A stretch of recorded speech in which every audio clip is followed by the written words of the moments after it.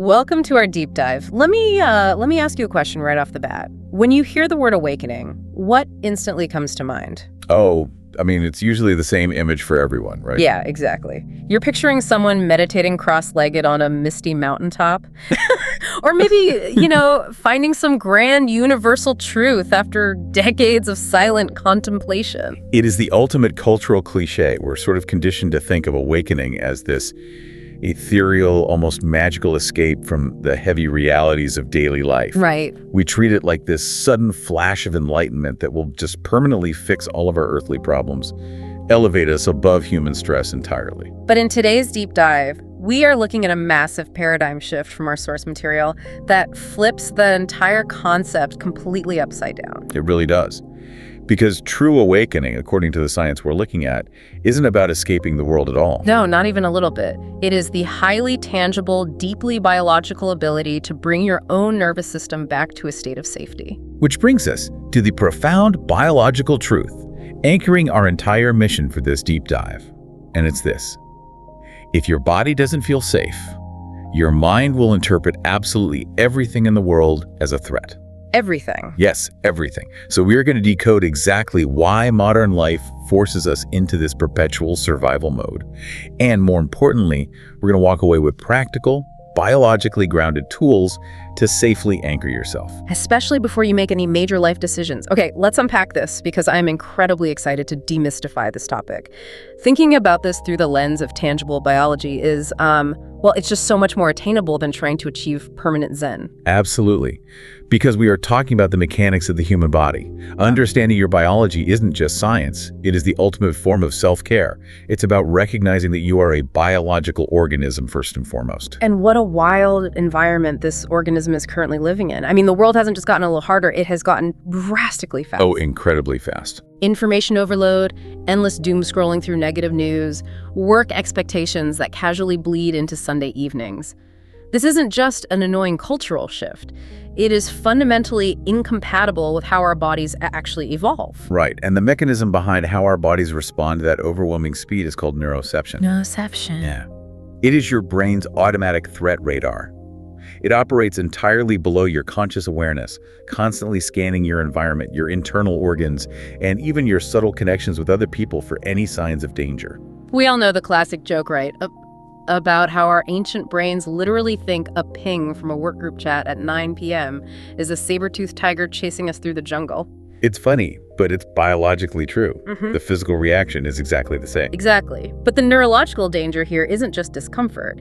It's that we constantly misinterpret our own biology. And that is the real tragedy of it. You get these adrenaline spikes, the heart races, and because we don't realize it's just a biological alarm, we assign a massive psychological narrative to it. We try to think our way out of it. Exactly. Many of the feelings we mistake for profound spiritual crises or bouts of chaotic, unmanageable energy, or, on the flip side, deep personal weakness and laziness, they're actually just biological symptoms. It's simply your nervous system being completely overloaded, shutting down, or looping endlessly in a survival state. Yes. Which means we need a map to figure out where we are in that cycle. To navigate this, we have to look at polyvagal theory, which maps out our nervous system into 3 distinct states. And just for everyone listening, polyvagal refers to the vagus nerve, right? Yeah, exactly. It's this massive wandering cranial nerve that connects your brain to your gut, your heart, and your lungs. It's basically the physical superhighway for these 3 biological states. Before we even look at the map, there is a golden rule from the source text. Rule number 1. You must learn to catch your physical symptoms before you try to interpret your life. That rule is everything. If you try to analyze your career, your marriage, or your self-worth while your nervous system is dysregulated, you will get a severely distorted picture. So let's look at the first stop on that map. State A is what we commonly know as fight or flight. Right. We all know the classic signs of fight or flight. The impatience, the irritability, the racing thoughts that you just can't turn off. You might notice your shoulders are tense, hovering way up by your ears. Yeah, tight jaw, shallow breathing. Your body is basically boiling with engine oil, getting ready to physically brawl or sprint away. But the danger goes way beyond just feeling stressed out. What's fascinating here is the neurology. When you are in fight or flight, Your rational brain, the prefrontal cortex, is chemically forced offline. It just shuts down. Completely. The body essentially determines that thinking deeply about a problem takes too much time when a predator is attacking. So it hands the steering wheel over to your deepest, fastest fear instincts. That makes so much sense. That's why when you are in this state, you are incredibly prone to using harsh words you later regret or making rushed, impulsive decisions. Your brain is prioritizing immediate physical survival over long-term logic. But what happens when hitting the gas pedal doesn't work? The brain realizes fighting is useless, running is impossible, so it does something completely different. It cuts the engine entirely. Yes. This is state B freeze or shutdown. The body determines that active defense has failed, so it basically plays dead to minimize damage. The symptoms here are wanting to just disappear. You get hit with intense brain fog. Maybe you feel physically cold or heavily weighted down, like moving your limbs takes monumental effort.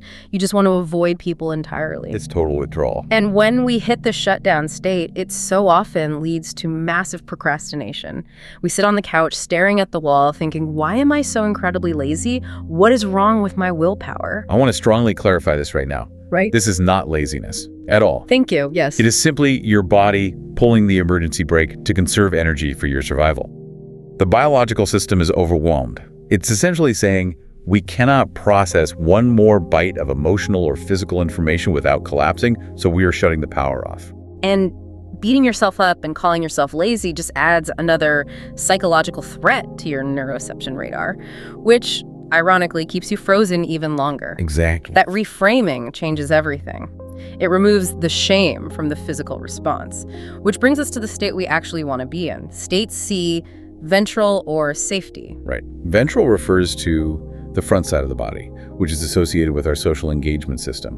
When you are in this state, your biological home base is active. You feel safe. The symptoms here are what we all crave on a daily basis. Deep breathing, clear thoughts, a generally gentle and open worldview. You feel connected to the people around you without defensiveness. But there is a vital distinction we need to make here. Oh, absolutely. The goal isn't toxic positivity. The goal is not to force yourself to live in state C 100% of the time because you are human and the world is unpredictable. The real goal is resilience. Resilience is the true metric of success. It's not about never getting triggered. It's about the speed and grace with which you can bounce back to that state of safety after the world inevitably pushes you into fight, flight, or freeze. And that concept of resilience introduces us to a crucial psychological framework called the window of tolerance. Think of this window as your optimal safe zone. When you're inside this window, you can handle a bad meeting, process an argument, and think logically without doing harm to yourself or others. But when you get pushed outside that window, either shoved too high into the hyperarousal of fight or flight, or dropped too low into the hyperarousal of freeze or shut down, that's when things go entirely off the rails. Which brings us to the most important takeaway for anyone listening. If you fall out of your window of tolerance, do not make big life decisions. This is the ultimate life hack. It really cannot be overstated. If you are outside your window, do not quit your job. Do not send that scorching email to your boss. Do not break up with your partner. And definitely do not declare your entire life a failure. Just pause. Your logical prefrontal cortex is offline. You are literally viewing the world and your relationships through a biological lens of paranoia and threat. You have to get back inside the window before you can trust your own conclusions about your life. And this phenomenon doesn't just dictate our waking hours either. The physiological state of your nervous system deeply dictates your sleep through a concept called mnemonics. Here's where it gets really interesting. This recontextualizes so much for me. It means a recurring nightmare isn't necessarily a deep psychological complex you need to spend years analyzing in therapy. Right. It might just be the physical hangover of answering stressful emails at 10 p.m. How does that biological crossover actually work? It comes down to cortisol and REM sleep structurally. Normally, when you sleep, your cortisol levels are supposed to drop so your brain can safely consolidate memories and process the day's emotions. Okay. But if you spend your entire day in an overloaded survival state, your body is flooded with cortisol. And that hormone takes hours to clear. When you finally go to sleep, that cortisol is still running high. So the brain is trying to do its normal filing job, but the chemical environment is screaming danger. Exactly. The sleeping brain tries to process the day's emotions.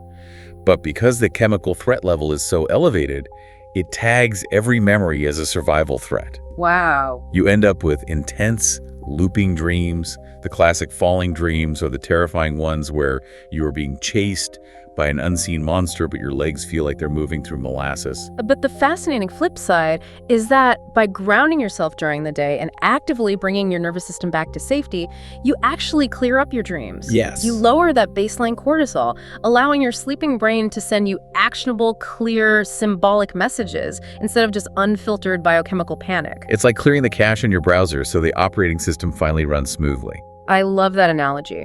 So how do we actually do this? How do we clear the cache and get back inside that window? We need to use what is called a bottom-up approach. Because positive thinking usually fails during a panic response.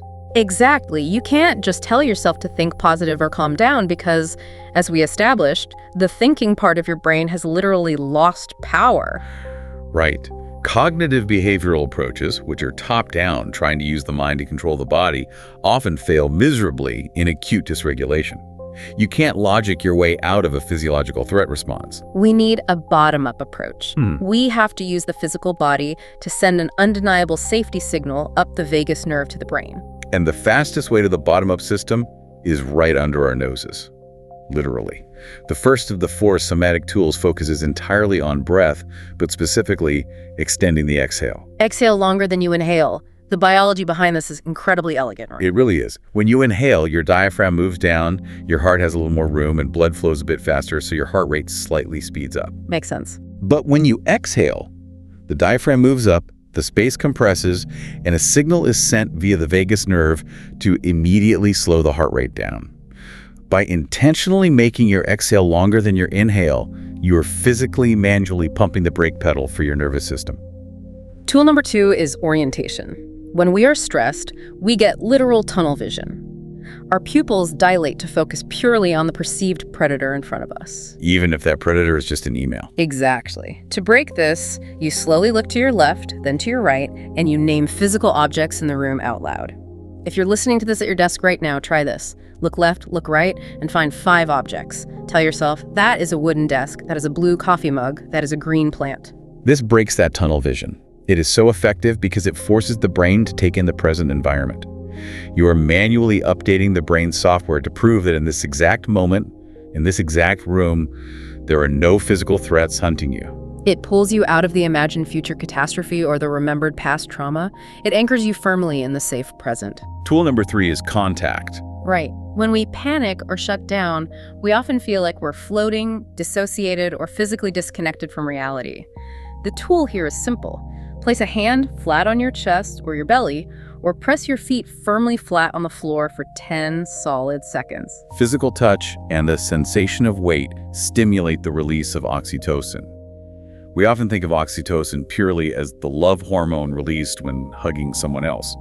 But applying firm, supportive contact to your own body releases it too. And that acts as a direct counterbalance, actively combating stress hormones like cortisol and adrenaline. Exactly. And finally, tool number 4 is the micro-choice.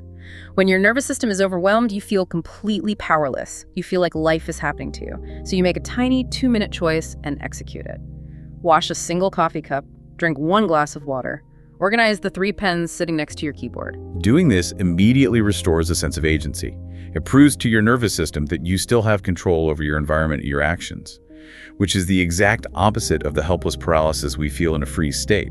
So we have these 4 somatic tools: breath, orientation, contact, and micro-choice. Now let's put them together into protocols for resilience. Let's walk through the return to safety emergency protocol first. This is a sequence you can use right now, the moment you feel yourself falling out of your window. And it only takes about 6 to 8 minutes. Step 1 is simply to label the state.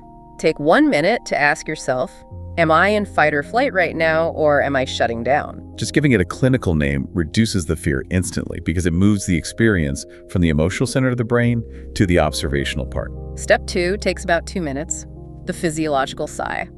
You do a double inhale through the nose, so you breathe in deeply, and then snatch a little more air right at the top to fully expand the air sacs in the lungs, followed by a long, slow exhale through the mouth. You do this for 5 rounds. Step 3 is that orientation tool we just mentioned, the 5-4-3 method.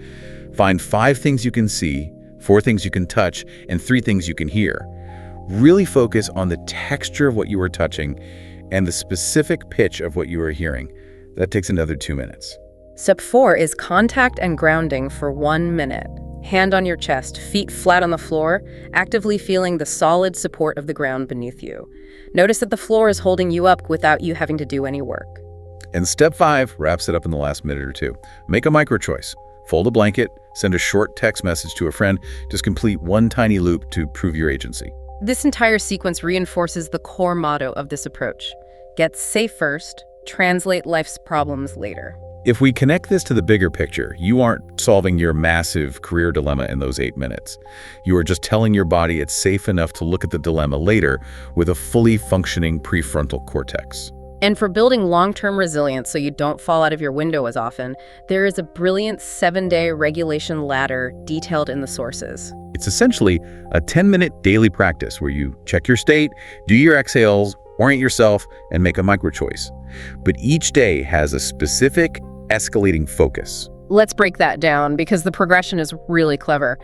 Day 1 is all about finding your personal physical warning signs. You can't change what you can't measure. So on day 1, you are just noticing. Is it a tight jaw? Is it a fluttering in your stomach? Day 2 expands on that by having you notice your external triggers. What specific emails, interactions, or environments cause those physical signs from day 1 to flare up? Day 3 is the pivot. Instead of looking at what stresses you, you map your environment for what brings you back to safety. Is it a specific song? A walk outside, petting your dog? Day 4 is crucial. This is where you practice the somatic tools, the breath, the orientation, when you are actually already in a safe state. You are building the muscle memory so it's there when you need it in a crisis. Then we get to the behavioral changes. Day 5 challenges you to set one polite boundary based on what you've learned. If you know late emails trigger you, you decide there will be no work chats checked after 8 p.m. Day 6 is fantastic, finishing just one task to beat perfectionism. Because perfectionism is often just a disguised survival response. It's the biological belief that if you're completely flawless, you will be safe from criticism or rejection from the tribe. And finally, day 7 is integration. Taking 10 minutes to reflect on how your baseline window of tolerance feels different than it did a week ago. Before we move to the outro, I do want to casually but clearly mention a necessary caveat from the text. Yes, absolutely. These are basic foundational self-care tools. You shouldn't ever force the breathing exercises to the point where you feel dizzy or lightheaded. And of course, if you are dealing with severe panic, chronic insomnia, or clinical depression, these tools are a wonderful supplement, but you should absolutely seek professional help. The goal is safety and regulation, not pushing yourself to the absolute limit. Safety is the foundation of absolutely everything else we want to achieve in life. So what does this all mean when we finally get it right? When we live from a regulated nervous system, we receive 3 ultimate gifts. The first is clarity. You can actually organize your life, plan your future, and solve problems without being hijacked by impulsive emotion. The second is compassion. When your defensive walls are down because you genuinely don't feel threatened, you can actually understand and connect with others on a much deeper level. You stop assuming everyone is out to get you. And the third is calm courage. This isn't the frantic, adrenaline-fueled bravery of fighting a physical threat. It is a quiet, steadfast bravery born from internal stability. It's the courage to be authentic, to speak your mind, and to create without fear. Beautifully said. So here is your homework for the next 24 to 48 hours. If you are listening to this, I want you to try reducing just one trigger tonight. Maybe put away the screens or stop reading the news an hour before bed. Then, in the morning, just make a tiny mental note. Did the quality of your waking up feel any different? Just observe it. This raises an important question, though, as we wrap up. If our ancient biology genuinely cannot tell the difference between a physical predator and a stressful email, what happens to society's collective empathy when an entire population is stuck in survival mode simultaneously? Wow. Think about it. How much of our global conflict, our communal anger, and our deep societal division is actually just a biological misunderstanding on a mass scale? If everyone is viewing the world through the paranoid lens of an overloaded nervous system, of course we see each other as threats. That is something to truly sit with. Regulating your own nervous system isn't just a self-help trick to make your workday easier. It might actually be the very first necessary step to healing the world around you. The revolution starts inside your own biology. Thank you for joining us on this deep dive. Until next time, take care of yourselves and remember to just take a breath.